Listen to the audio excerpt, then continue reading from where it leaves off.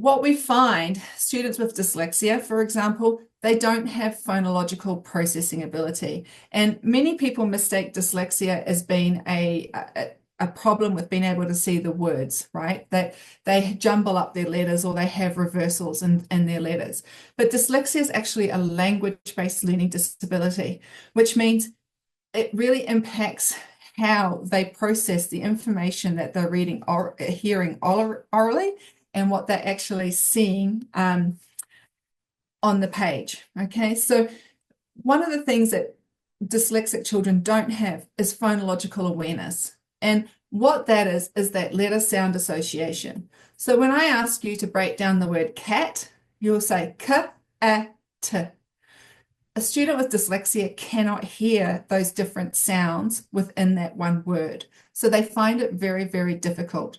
So what we need to do with a student with dyslexia is break it down so that they're getting direct, explicit, systematic approach to learning to read. So you can go in and have a look at Autumn Gillingham, scope and sequence. But for example, what we're wanting a student to do is to be able to look at the alphabet and understand what sound do each of those letters represent. So we start off with beginning consonants. So we're asking them to sound out b, b, k, cat. And with students with dyslexia, we also need to teach them in a multisensory method. So you'll often see students with dyslexia learning to read with tapping down the arm. K, a, t, right? That helps the transfer of information from the left to the right side of the brain. So they need to have that broken down to them very, very systematically. So we start with beginning consonants, then we start with vowels, long vowels, short vowels. Then we start looking at blends, BL, SL, SH, CH, etc. And so that explicit teaching enables them to look at those words on the page and to be able to decode them and sound them out to enable them to be able to translate that to something that they hear orally.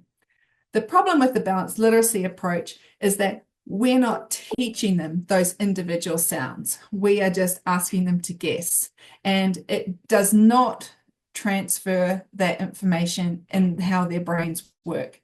Now, we also know that all students learn to read by the structured literacy way of reading. So by understanding those letter words, sound correspondence. We know that students that are neurotypical will actually advance faster and go through be more grade levels ahead when they're taught that way of reading as well.